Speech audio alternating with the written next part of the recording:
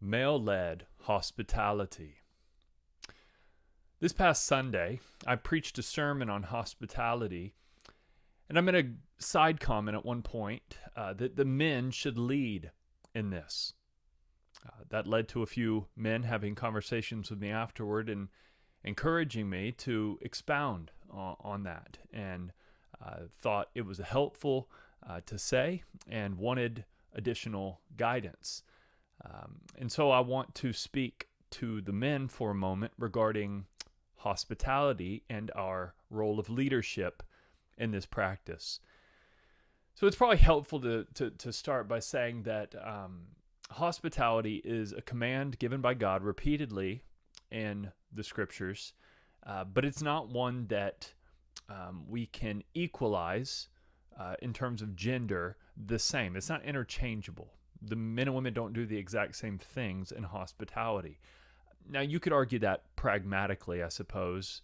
I could make jokes about how my cooking is not good, and you wouldn't come into a clean home, and there's these stereotypical ways in which men and women hosting would be a very different experience if we just switched out all the roles. So that there's truth in that, but that's not how I'm thinking about this. I'm trying to come at this from a purely biblical standpoint and then work from there into some other issues. So I think it's most helpful to say men and women,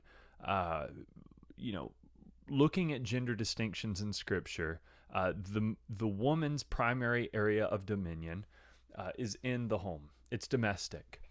Keepers of the home, Titus 2:5 says. And so that's her primary, I emphasize the word primary, area of dominion, because Proverbs 31, you could argue from other places that she is permitted to work outside of the home, in agreement with her husband and as the opportunity provides, and all these things. But her primary area of dominion is in the home. And then the man's primary area of dominion is outside the home. Not that he doesn't do things domestically, he obviously is leading his home, but his primary area of dominion is outside the home. If a man does not provide for, it says, the members of his own household, he's denied the faith, and worse than an unbeliever. So God clearly expects a man to provide for his home. He expects a woman to be a keeper of her home. Those are the primary areas of dominion in which the man and the wife, or the husband and the wife, operate. I would argue from Genesis 3 that God's curse on woman is interesting. It correlates to what I just said, because she has pain in childbearing and desires to usurp or rule over her husband. She's against him. And both of those have to do with the domestic realm. Whereas the man, his curse is this: by the sweat of his face he shall work the ground, and it has to do with his work outside the home to provide for the family. That's where his curse comes, in his area of dominion. So that's a general starting place, theological foundation, in which to then come back to the issue of hospitality and gender roles. Now, I speak into this not as someone who just practiced hospitality a few times, but for the last 20 years, almost without fail, every week and multiple times a week, we have been hosting people. I mentioned on Sunday in the sermon, 4 years ago, I think we calculated out how many people we'd had in our home, and it was like 17,000 that we've had in our home since we were married. It's a lot of people, and we love it. And it's all we've ever known as a married couple, and all we've ever known as we've had kids. And so I've put a lot of time thinking about hospitality in general, but especially my role as a man in hospitality. And so I don't want to, before I give my list I want to give 6 things to hopefully help you brothers think through this, that are some general things. Let me try to make this argument biblically that men should lead in hospitality, because that's ultimately what I want to argue here, that male leadership is necessary for hospitality to function as God designed it to function. You could argue, one, that elders are to be hospitable. All right, you see it in 1 Timothy 3. You see it in Titus 1:8. An elder must be hospitable, it says. And so if elders are only men, and part of the qualification to be an elder is to be hospitable, that implies that the man, not just his wife, is doing hospitality. Now, obviously, his wife is involved in his leadership and working harmoniously with his wife in the practice of hospitality. It's not something he's doing by himself. His wife is obviously involved. I think his kids are involved. I'll get to that in a moment. But it's male. It's part of his qualifications as an elder, and the church is to be led by men. This is a male-led thing, and it's tied to his qualifications. So that's one way you could argue it. The other way is that men are leaders of their home. Eve sins first, but Adam is held responsible for the sin of his wife. He is the federal head of his home. We know Ephesians 5 lays out this pattern, Christ in the church with a man and his wife. It clearly teaches leadership of the man there, of his home. And then also Ephesians 6, the man is responsible for the discipline and instruction of his children, the raising of his children. He is the leader in the home. It's a very clear argument from the Old and New Testament. And so if the Bible commands us to be hospitable and the man's the leader of his home, then it clearly implies that he should be the leader in hospitality, the opening of his home to others. He can't be sitting on the sidelines passive as his wife leads the show and does everything, and he just kind of shows up, which is kind of the default for most men regarding hospitality, unless they think through this. So I want to help you, brothers, think through this. And I want to give six things to think on. Number one, you set the tone emotionally. All right. Be hospitable. Show hospitality without grumbling, 1 Peter says. Show hospitality without grumbling. I do believe that starts with the men. Men can tend to grumble. You have somebody coming over. This is already planned, and the house isn't clean. The kids are running around. Things are not put in order. And now he goes, now I'm going to have to do all this extra work because his wife or his kids weren't doing the things that he thought they should. Now he's grumbling. Now they're all grumbling, and the whole tone of the home is not in a good state to be hospitable. Well, what was the problem? It was the man that was the problem. It was a failed leadership moment. So as men, we must set the tone in not grumbling. We do not grumble about hospitality. We see it as a blessing. We see this as a great privilege, which we'll get to my next point in just a moment. But emotionally, and even calming the kids, calming the wife's emotions. There could be stress involved. There could be things that were procrastination on certain things, or something that wasn't purchased or bought, or all number of things could have gone wrong that day.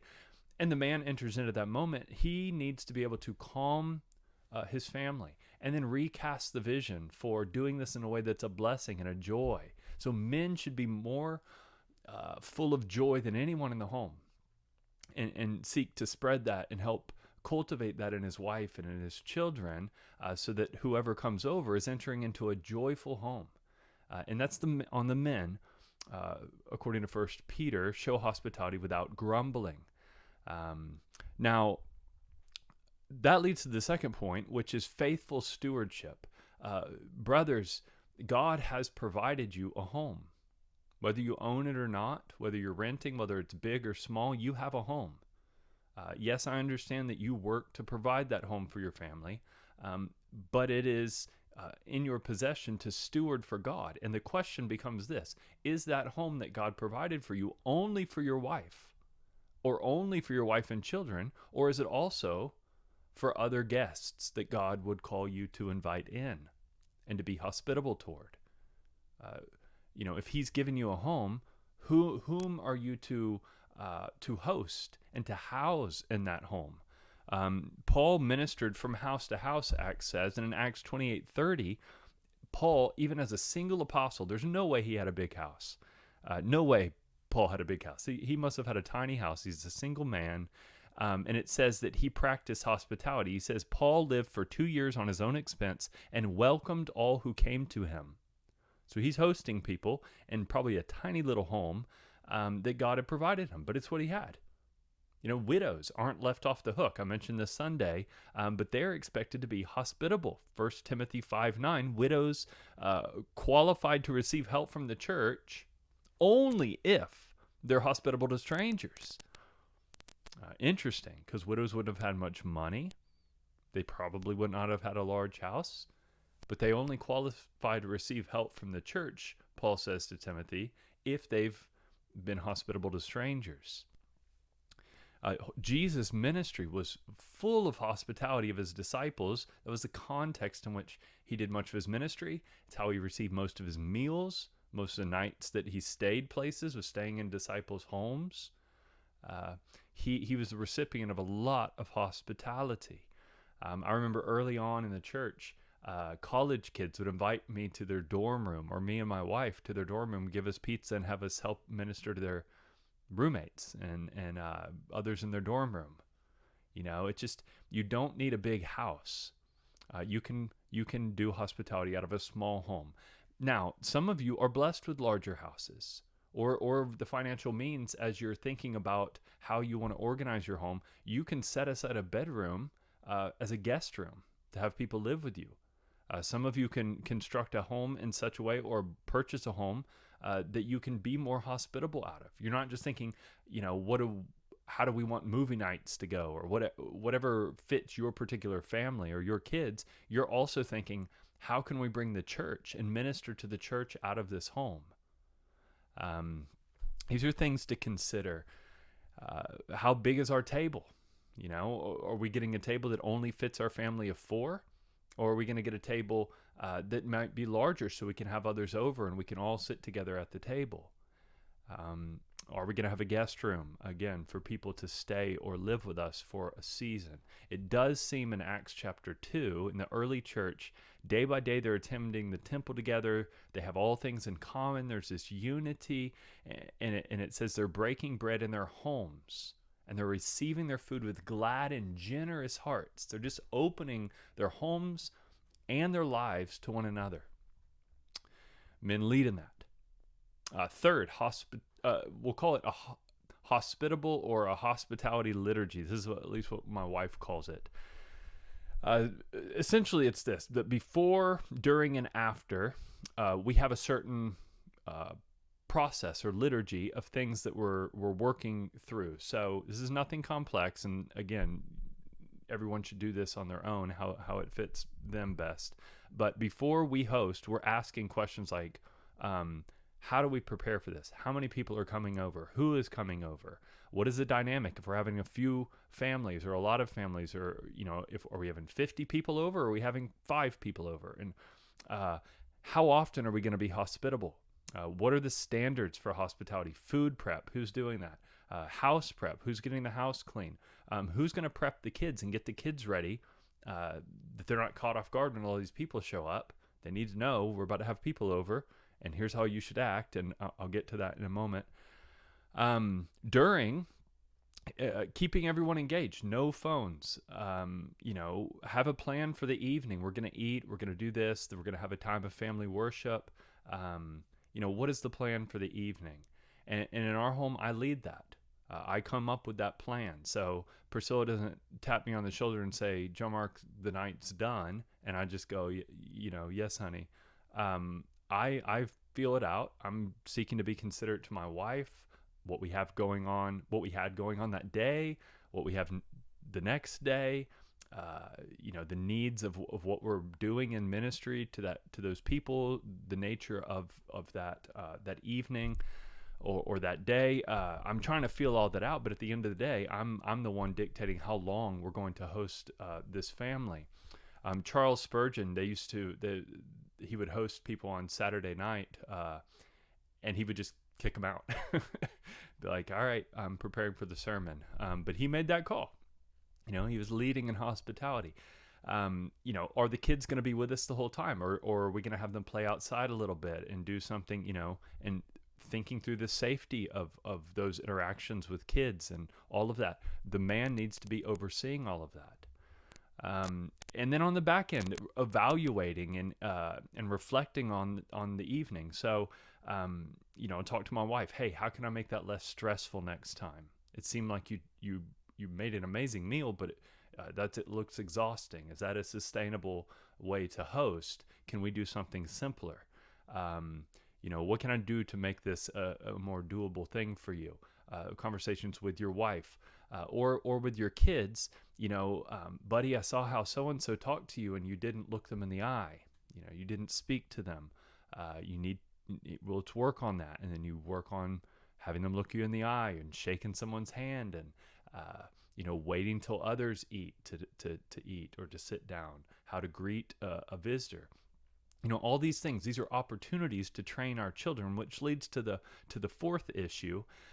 Men should oversee the kids' participation in hospitality. Look, kids are not dead weight when it comes to hospitality. They are part of how you bless your guests. So are we trying to have our kids just be good at sports or academics? Or are we trying to train them to be good at loving others? And hospitality is one of the primary contexts in which we can train our children to be good at loving others. That's a primary goal in our development of our children, our discipleship of our children. They can welcome other kids that aren't just their friends that they know really well, but kids they don't know as well. They can help cook and clean. I have to encourage my kids, hey, I know you don't know these other kids as well. It's a good chance to get to know them. Here's some things you can do to help them feel more comfortable. Here's what you're not allowed to do, and we talk through those things. When they were little, I used to take the kids out of the house and let Priscilla prepare without the kids. That was actually easier for me to do that. And then I would come back and we'd have a plan. And there was seasons, and some of you brothers may be in this season, you just can't host. You need to go to a park or something. We used to go to parks and we'd let the kids run and play, and we'd grab food with somebody and we'd sit and talk at a picnic table as the kids played. And it wasn't in our home, but it was still a way to welcome others into our lives, to share food with others. And it was a short season in our life, but we still kept the practice of hospitality, but just changed the environment so that it was doable. If discipline needs to happen with kids, who takes the lead? Is the mother always running around? We've had a thing where whoever is in the most serious conversation, if I'm in a really, really serious conversation with somebody, Priscilla knows she's going to need to go and discipline the kids when they're little. That's her job at that moment. If we're both just kind of talking, then I'll get up. If it's something that isn't a really serious point in a conversation and I can get up, I'll get up and lead in that. If it's something that needs to be dealt with, not at that moment, but later, I'll handle that when we get home. So thinking through children's participation in hospitality, or when you go to someone else's home and they're being hospitable to you, how are you going to handle the kids if they're little in those environments? All helpful things to be thinking through. And the biggest thing on this issue is prayer. Taking time to pray with your wife and kids before hospitality and oftentimes after hospitality, that God would make it fruitful and use the ministry that we just gave to someone. Fifth, model love for Christ by loving his church. I say this often. I'm going to try to say this even more because I think it's true. How much do you love Christ? Answer, how much do you love his church? That's how much you love Christ. That we do demonstrate our love for Christ by how we love his church. Jesus said that in Matthew 25, when you give a cup of cold water to the least of these, key phrase, my brothers, you do it unto me. And so he correlates our love for his brothers, for his people, his bride, his church, with love for him. And hospitality is a great way to demonstrate to our children, to our wives, as men, we love the church. We don't just say it, we do it. And this is a tangible, physical way to build that into your lives. And then lastly, just casting vision for our family on the importance of hospitality. The Lord commands it. If we fear the Lord, we will practice it. So we say to our wives, honey, this is not optional. God's commanded it. We will practice hospitality. Now, that may be once a year. That, the Bible doesn't tell us how much, but we're going to do this. And on the other hand, wise, discerning men, we need wise, discerning men here to not lay burdens upon our wives that they cannot uphold, that would not be a blessing, that would not be joyful, that would just crush their spirits and even our children. We need to be discerning about all these things. So start easy. Step 1, show up at fellowship meals. Show up at city group. Bring food and enter into those spaces where hospitality and fellowship is already happening. And it's very easy. There's lots of people there. You just show up, sit at a table with somebody new, talk to them, talk to friends, engage others, enter into those spaces. That's easiest step toward hospitality, is just show up in those spaces. Number 2, invite friends over. Okay, so maybe you're not ready to invite someone you don't know. You're hesitant about that. Well, invite some friends. Invite some people you do know and host them. And then the third step would be inviting those who you don't know as well, or maybe even larger groups into your home and practicing hospitality in that way. But ease into it. Don't dive in the deep end here with your family, men. Ease into the practice. Give them tangible ways and then show them this is a blessing. I don't want to rob you, wife or children, of this blessing of hospitality. Cast vision. Show this is good. Show this is what God has done to us. He has been hospitable to us. Therefore, we are hospitable to others. Brothers, a lot more could be said. I do hope some of these things are helpful. May the Lord give us wisdom and obedience to what He's called us to do. Blessings.